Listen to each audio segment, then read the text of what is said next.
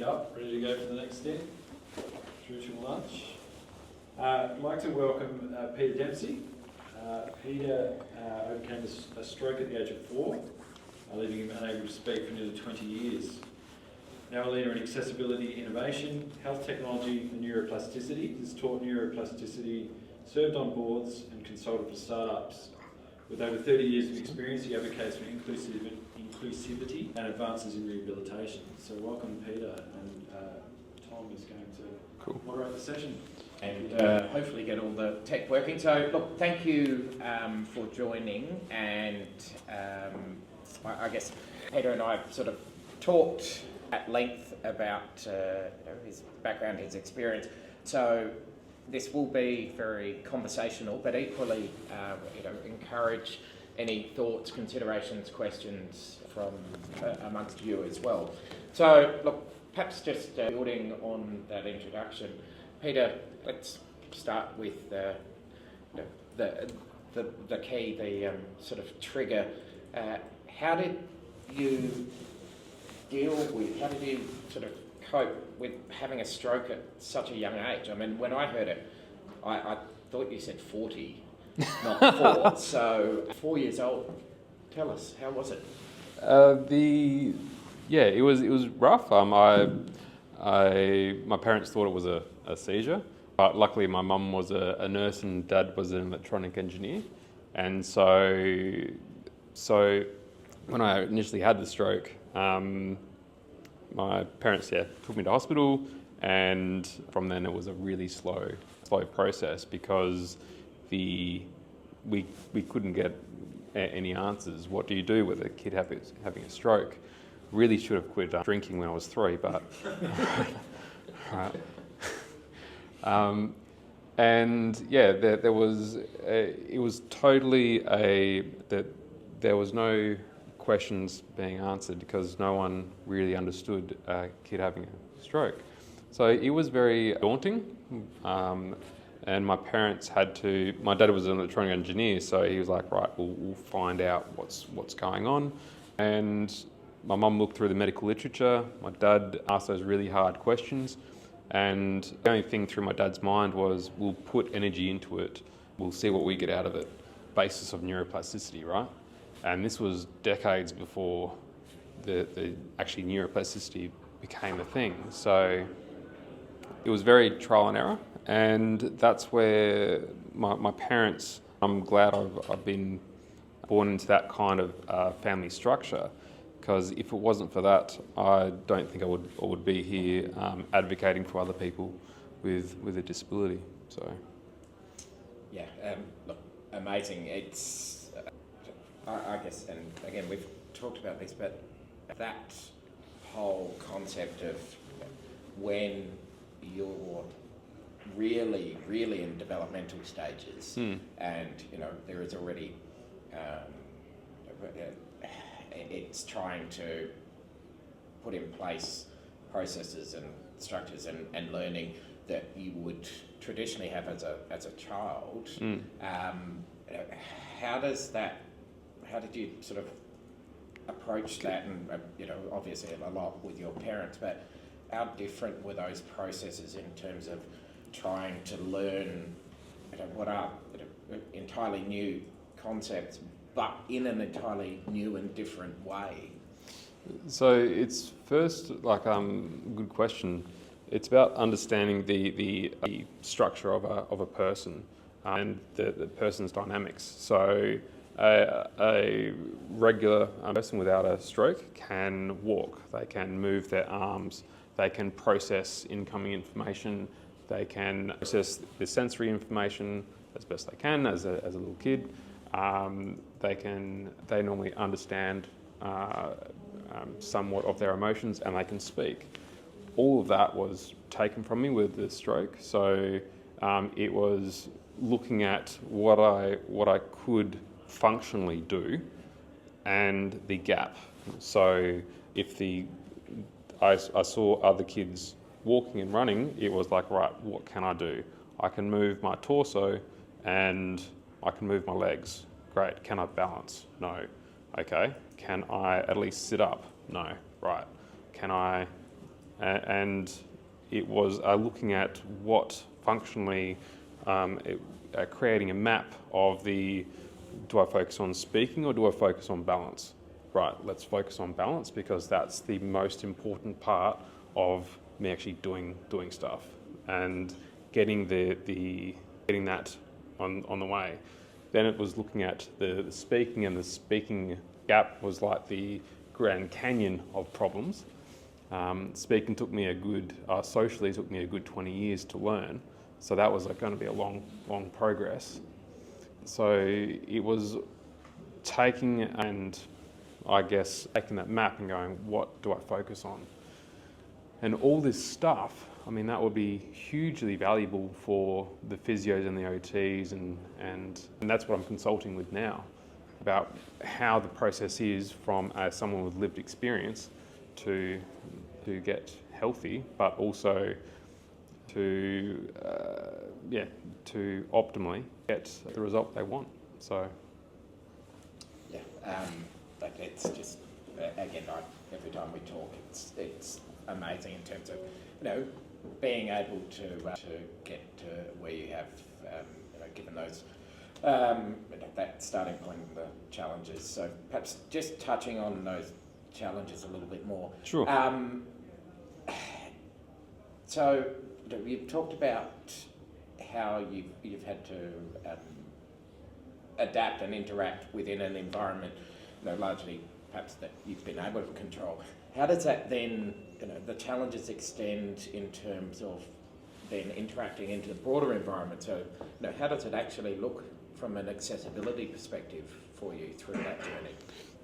So the biggest three things that I came up with in terms of accessibility or inaccessibility was information, right? There is so much information out there that was hard to process, or misinformation, right? This was back in the mid-90s, right? How much misinformation is out there now, right? It's just like a minefield, especially when you're looking at how to develop yourself. What is it like? What information is it backed up on? What research has been done in it? And normally, I've been consulting and talking to neuroscientists and engineers and PhDs in healthcare, and even they disagree with each other. So having those at that level try and say, no, do this, no, do that, and then how does a parent, right, or how does someone with a disability go through that, take on board that, and use that. But one of the most frustrating things for me was the lack of data. So not having, I was feeling very, very isolated because I didn't really understand other people in the situation I was. So I didn't have a good roadmap to go, okay, they tried this, let's try that. And I see this across the board now about people with significant disabilities being very, very isolated and not having a really good feedback mechanism for how well they're going, or are they on the right process, because you might try one strategy and then you might try a whole different other things. You might try 20 or 30 different strategies, and then you might go, oh, maybe I'll try that strategy, and you forget you tried that strategy a few years ago, right? That didn't work. So very, very complex kind of thing. And with the data, and especially now with all the sensors and the smart houses and the smart cities, now we actually can look at data dynamics and data mapping of what's actually really going on, and the triggers of, for instance, meltdowns, or the triggers of fatigue and things like that, to monitor and to raise to the person's perception about what makes them fatigued or what not. So it's very interesting what's going on now in especially smart cities and the globe. Yep. No, that's I think being able to sort of connect that and take learnings as an individual, and then be able to take and translate that scale is key, but I guess equally recognising that each individual is different and each case is different.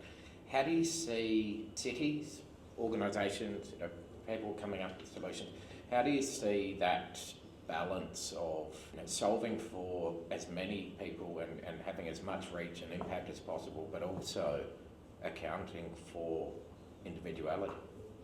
It comes down to one, to data, and to having the person that really wants to move forward. Where I see, especially people with disabilities and minorities, is they lose hope, right? And hope is a huge thing that is researched about now. And if you lose hope, what devastating things it can do. You look at that and go, what if this whole minority loses hope? Okay, and then that's compounded by the level of technology and infrastructure that's developed now, and it is data and feedback from that data that is the balance. And if you get really good information by both data sets, that's a really good combination. So perhaps I like this, and I will apologise later, but going off script, picking up on that hope factor, we all, I think, with arguably the very blessed positions of having conceivably less challenges to try and navigate and overcome, still struggle with that hope factor. Bit of a two-part. So, sure. Have there been examples where you've kind of lost hope, wanted to give up, trying to sort of fight change and what have you, and then where do you get that hope, that motivation back? How do you keep going? My dad, I like quotes because they're really small and they stick in your brain they stick in your brain. So he said, the standards you walk past are the standards you accept, right? And even though that's really, really, really frustratingly hard, I don't accept that the accessibility is this slow. The information takes on average about 18 to 25 years to get through to the people who really need it. The infrastructure, I mean, you take something like houses and like housing design, they aren't universally accessible at all. And we're not thinking about the next 150 years, right? And like in the disability community, you're either disabled or you're not disabled yet, right? And like that, going by the stats, we will have a disability within our lifetime. Some you can recover from, others you can't. And if we look at that, that's like it should be everyone's. It should be on everyone's mind. As much as the idea. So we're here because we want to know the latest ideas. And if we look at, great, what's the idea? And then the second thing is like, how is it accessible? That's a very, very powerful thing to do. And by everyone asking, how is it, great idea, how is it accessible, or how can it be universal to access this?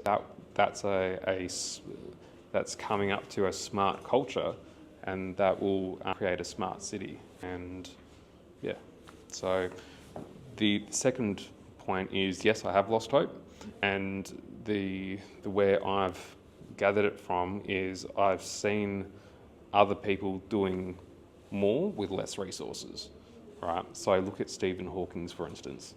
There's a guy with no arms or legs.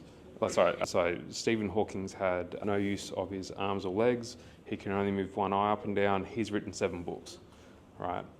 Nick Wojcik is an international speaker with no arms or legs, right? So those guys had insanely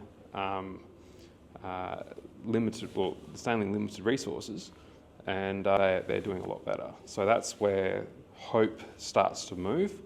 The second thing is I look to science, like Fiona Kerr is a really good friend of mine, and she studies neuroscience and hope, right, and drive. And that's where I look to find, right, that's the line. And I think if you still have hope you will find a way. So. Thanks. I think that's sort of very powerful, and the fact that you can sort of reflect still and find that there are people with more challenges and achieving and inspiring is awesome. So we're in that ever-changing world, all of this technology, new ways of doing things. Do you ever sort of reflect into actually in all of what we're doing and all of these advancements, are there any areas where we're actually going backwards, where we're creating problems rather than fixing them? With evolution, there's always we make something better. I look at evolution and the way we think like a tool, right? A tool can be used for good or bad, right? So look at AI, for instance, right? AI is a big thing and probably will be the biggest big thing. It's like the internet, right? We were worried about having the internet or computers, right? For instance, they thought when computers came in, going like, computers are going to take our jobs. When the internet came in, the internet is going to take our jobs. And now AI is going to take our jobs. No, AI is just changing up the infrastructure or the pattern that that we've created, which is great. But are we creating more problems? Yes. Are we focusing on the wrong? Are we focusing on solutions in the wrong areas? I think so. By not having it accessible for the people that need it, we're creating a divide between the people who can use it and the people who can't. And once we focus on, once we have a really good idea, and by embedding it in minority groups and going, right, it works here. For instance, ChatGPT, for instance. If you embedded ChatGPT in people who can't read or write, like people with strokes, intellectual disabilities, things like that, and go, great, it can be used here by these guys, right? And it will spread like wildfire. Then build a platform to help them into society at a lot quicker rate. That will be greatly beneficial for not only them, but the whole society, because it improves the performance or productivity of the society. So that's where looking at innovation dynamics and going, how is this going to help the minority groups? That should start, and that builds up an anti-fragile culture.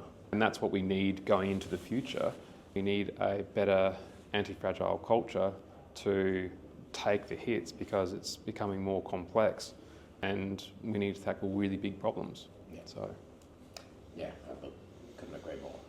So perhaps to that end, I guess, hopefully we'll have sort of seen through the sessions and conversations and stuff already, whilst the moniker is smart cities, this is very much, the city is actually not the physical building representation. The city is the community, the people, it's the ecosystem. So with that lens, and you touched on a little with GPT, but keen on your thoughts, what should we be focused on, perhaps with a little prompt here, that, accessibility, when I think about it, it's not just physical accessibility, it's being able to connect. It could be digitally, it could be through language, through sharing information. So Yeah. what could we and what should we be focusing on as a city, as a community, as a country, as a group of people? I think not looking at it from a like business is about competitive edges, right? And by like competitive edges and IP and things like that, which is great for business and capitalism. But when you look at how to merge information with each other and trust each other, that's when you really create a softer way of dealing with challenges. Just out here, there's heaps of people that can cross-reference information and data with each other to create a really strong value chain for not only like this community, and that's what I really want to see a lot more of, because there's so much information out there, and information needs to link up with each other well, and the data sets need to be well, because I mean, look at ChatGPT now, it can hallucinate, right? And we don't want hallucinating data when you deal with health information, right? So, and that's where I really see, that's where I think we should focus with data and smart cities and information. I think we'll get there, but the first thing is really deep trust and knowing that we're all on the same page, wanting a more robust and smarter city. So. And look, I think that is a core, an anchor tenet, that concept of trust, building trust in communities. We've seen how quickly that can be undone with a cyber breach, a badly deployed piece of code, technology can enable so much, and it can cripple so quickly. Yeah, it's taken the human element out of it, right? And that's where the human element needs to work. I mean, there is so much investment in how AI can replace humans, right? But because that will be a big scale of, AI can do that. Although how the future will roll, like how I would like the future to roll, is how can AI help us achieve what we want to, right? So having a partnership between technology and us, and there's a lot of research into wearables now, which create it, and this is where the health lens is. There's a lot of research and innovation into how do you extend living, which is really exciting, but that needs to be very, very careful on how you approach that. Yeah. So perhaps going a little bit back closer to you now. So sure. I know you're doing some amazing stuff in how technology can just improve people's lives, can engage and understand better, and just help with some of the core pieces. You comfortable sharing some of the stuff that you're doing at the moment? Yeah. So one of the projects now I'm doing helping with medication management. Like doctors all across the country are still using faxes, right? And it's just like, why? It takes so much time and energy, and so we're looking at that, how to speed up assessing the value chain and working out how it can speed up the value chain to the customer. So, which is quite exciting, and this technology highlights different medication uses. I mean, like for support workers, for instance, they're still using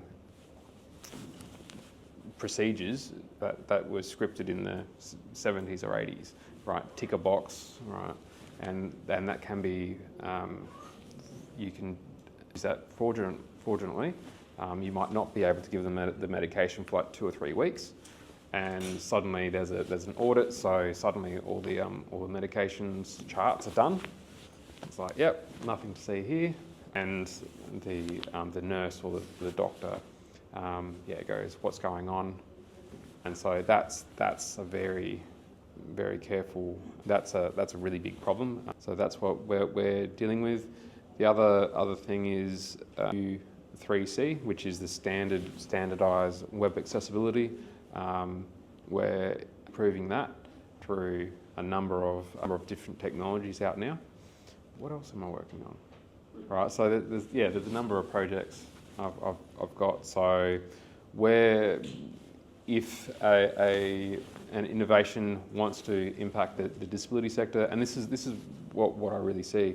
There's a lot of investment in disabilities, helping people with disabilities, although the user interface is not right, and that might take up a whole lot of time, resources trying to do, but it's just not impacting well enough. And that's where I am to go. This innovation, right, consult the company, this innovation works, this innovation doesn't work, here's why, and try and bridge that between the product and the user interface, and make that really solidify well, and to create huge change for the disability sector, because we are trying, right? We are doing it, although the capability to speed up is there. Yeah. It just needs a little bit of tender loving care.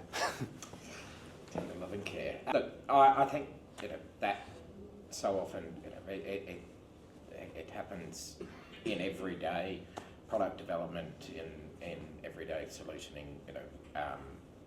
Innovation in isolation, not understanding that key intersection point between technology and human. You're one man, albeit an amazing man doing so much stuff, but how can we amplify, how can we scale that that consideration, that the core design principles that say when we are building solutions, when we are innovating, where we have a consideration for accessibility. How can we collectively try and do that better from the outset? I've been in the sector for 8 or 9 years, and I see this constantly of people going, this is a really cool idea, this is a really great idea, I'll develop that and then try and find the people. Right? Where by looking at it and going, okay, who do I want to help?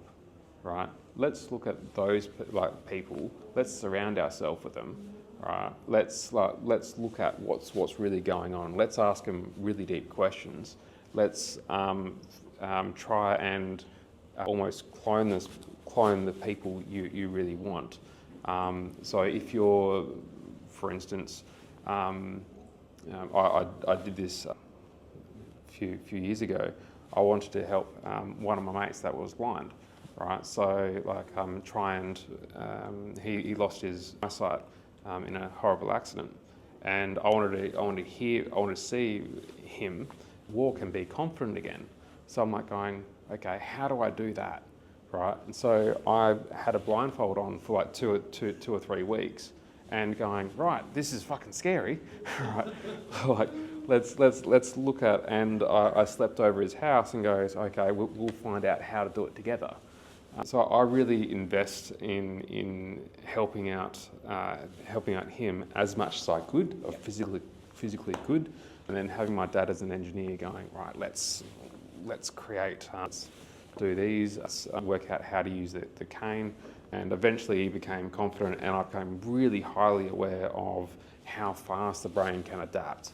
because I mean, a week after having the blindfold on, I could hear things 100 metres down the road. I'm like going, I just stood off the side of the road. My dad was like, "What are you doing?" I'm like, "There's a car up there." And it's like, that's ages away, right? So it was very, very fascinating for me, and that's just one example. But if you wanted to help people with quadriplegia, for instance, it's like surrounding yourself by those people and then building up and helping and asking the people questions about how to build it up. So, and then creating a prototype for them, and then let them help you, and then build it from there. And then after you've got 50 to 100 users that are really raving about it, then you have something. That's one of the only ways that I found out how to use that. The second thing is data. So, yeah. Thanks. You touched on just how amazing the brain is, the ability to adapt. Perhaps delving a little bit more into neuroplasticity. Sure. How did your journey overcoming the challenges with stroke sort of build that understanding and obviously passion around neuroplasticity, and then how have you been able to take that understanding and apply that more broadly now? Interesting question. That's a good question. When I had the stroke was in '91. It wasn't until 2006 they thought the brain was plastic, or the brain is malleable. Oh, Norman Deutsch's book. Oh, have you read this? Right. I'm like going, yeah, I've lived it.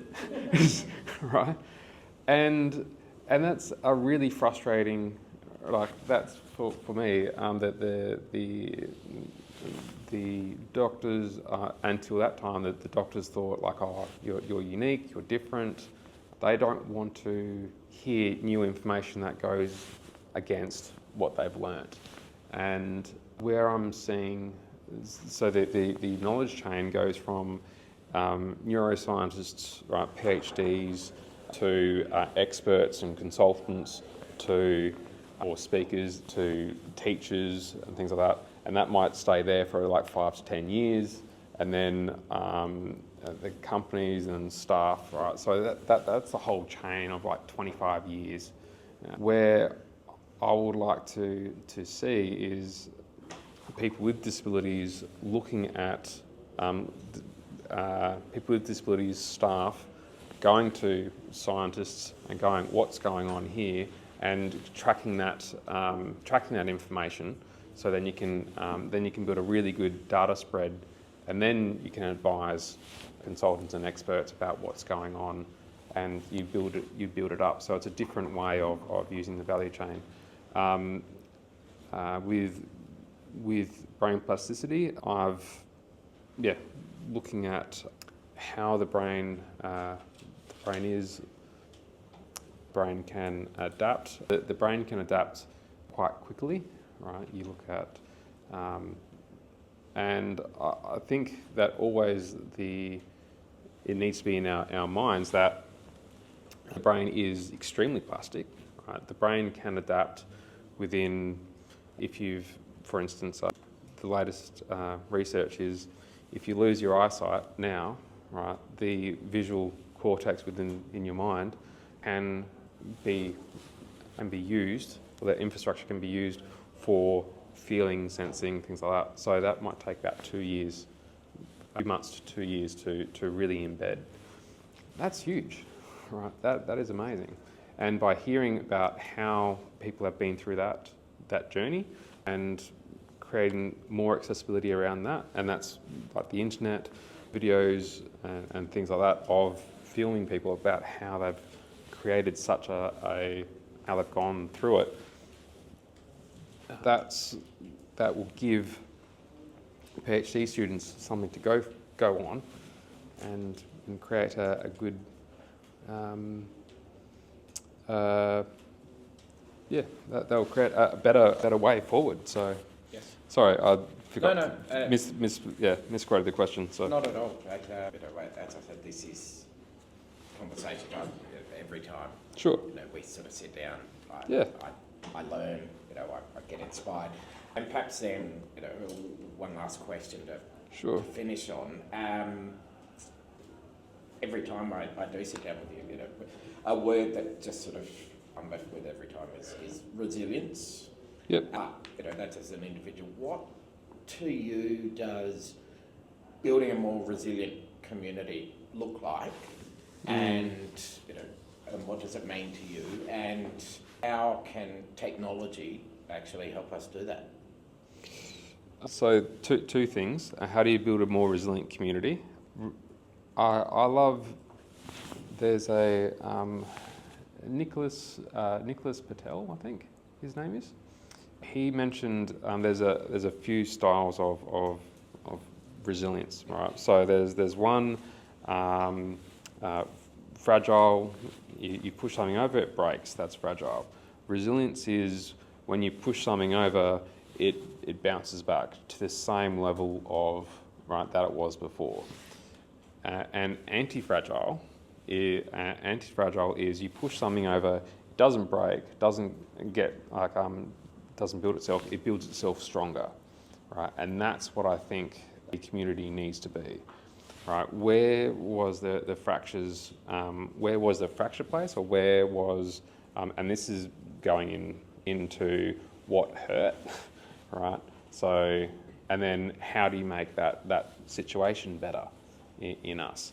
That's where you learn, that's where you can adapt, that's how you can create, right? And the human immune system is like that, the community is like that, the nature is like that. The nature's very anti-fragile as well. So if we take that mindset, it's about looking at what hurts us, what hurts the community, what hurts the culture, and really looking, investigating in that and going, right, what's really going on in here? How do you make it better? The second thing, how technology can help, is one by tracking it, right, and having good data sets and then learning from that data, not in a let's capitalize on this. It's like, how do you make it better? How do you make that environment better? How do you make that situation better? And I think those two combinations would definitely be a really good start. And where can you improve in that sector, that situation?